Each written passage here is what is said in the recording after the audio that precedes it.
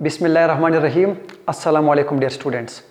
Dear students, आज के इस वीडियो लेक्चर में हम बात करेंगे रिस्टोरिंग फोर्स की, कि जैसे हमने सिंपल हार्मोनिक मोशन में पढ़ा था कि रिस्टोरिंग फोर्स ज़्यादा होगी अगर डिस्प्लेसमेंट ज़्यादा हो, और दूसरी बात हमने की थी कि एक्सेलरेशन ज़्यादा होगी जब डिस्प्लेसमेंट ज़्यादा हो। तो आज इसी बात को हम यहाँ पर प्रैक्टिकली देखेंगे और देखेंगे कि कैसे डिस्प्लेसमेंट के साथ रिस्टोरिंग फोर्स ज़्यादा होती है।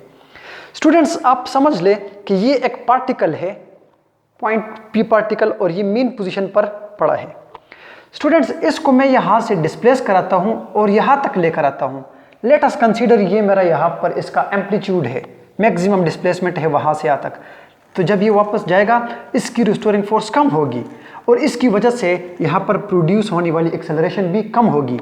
लेकिन जब मैं इस एम्पलीट्यूड को यहाँ से इंक्रीज करता हूँ, यानी मीन पोजीशन से लेकर आता हूँ यहाँ तक, जितना मैं इसको दूर लेकर आया, तो डियर स्टूडेंट्स यहाँ पर इसकी रिस्टोरिंग फोर्स भी ज़्यादा होगी और ये यहाँ से जाएगा। चाहिए था ये कि ये यहाँ पर रुक जाए, लेकिन नहीं रुकता, बिकॉज ऑफ इनर्शिया।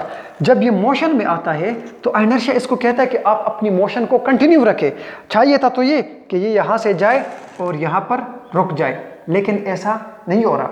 हो रहा ये कि हम जैसे ही इसको यहाँ से रिलीज करेंगे तो यहाँ ये इसका एम्पलीट्यूड, मतलब इसका है पॉइंट ए और ये है पॉइंट ओ, तो यहाँ से यहाँ तक जो डिस्टेंस है ये है x0, ये मैक्सिमम है, तो इतना ये वहाँ तक जाएगा और ये मूव करेगा ऐसे।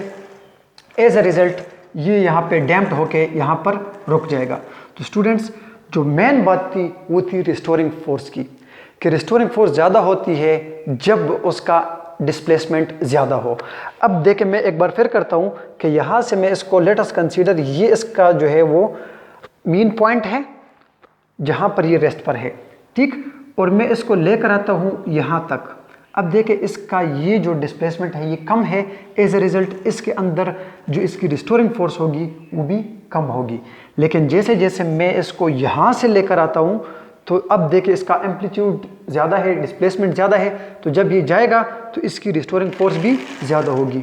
आपको यहाँ पर नज़र आ रहा होगा। इसकी एक एग्जांपल मैं आप लोगों को और देता हूँ। आप लोगों ने देखा होगा झूला, जब बच्चे को हम झूले में बिठा देते हैं और यहाँ तक मूव करा देते हैं, छोड़ देते हैं, वो ऐसे ऑसिलेट करता है, वापस आता है जेंटली। लेकिन जब हम बहुत जो है ना ज़्यादा एंटरटेनमेंट लेते हैं, यूँ लेकर आते हैं यहाँ तक और यहाँ से छोड़ते हैं, तो उसकी भी आह निकलती है और हम भी ये चाहते हैं कि थोड़ा सा साइड पे हो जाए, अगर लग गया तो लग गया। इसीलिए हम ये बात करेंगे कि हम लोगों ने पढ़ा था सिंपल हार्मोनिक मोशन में कि उसकी दो कंडीशन थी, the type of oscillatory vibratory motion in which restoring force is directly proportional to displacement and acceleration is directly proportional to displacement, and the direction of this acceleration is always directed toward mean position। अब अगर यहाँ से object है, ये यहाँ से जाएगा, तो अब देखिए इसकी वेलोसिटी इस तरफ है, तो इसकी एक्सेलरेशन भी इसी तरफ। लेकिन जब ये ऑब्जेक्ट यहाँ तक इस तरफ आएगा तो यहाँ पर भी जो है ना इसकी जो रिस्टोरिंग फोर्स होती है उसकी डायरेक्शन यहाँ पर होगी, और दोनों कंडीशन में इसकी जो एक्सेलरेशन की डायरेक्शन होगी वो हमेशा मीन पॉइंट की तरफ होगी। मैं अगर इसके ऊपर ये फोर्स अप्लाई कर रहा हूँ, यहाँ तक लेकर आ रहा हूँ, जितना मैं यहाँ पर ज़्यादा लेकर आ रहा हूँ, डिस्प्लेसमेंट ज़्यादा कर रहा हूँ, उतनी ही रिस्टोरिंग फोर्स ज़्यादा हो रही है, ठीक है। अब देखें, यहाँ पर है डिस्प्लेसमेंट इस तरफ है, लेकिन यहाँ पर जो रिस्टोरिंग फोर्स है उसकी जो डायरेक्शन है वो किस तरफ है, सेंटर की तरफ है, मीन पोजीशन की तरफ है, ऐसे।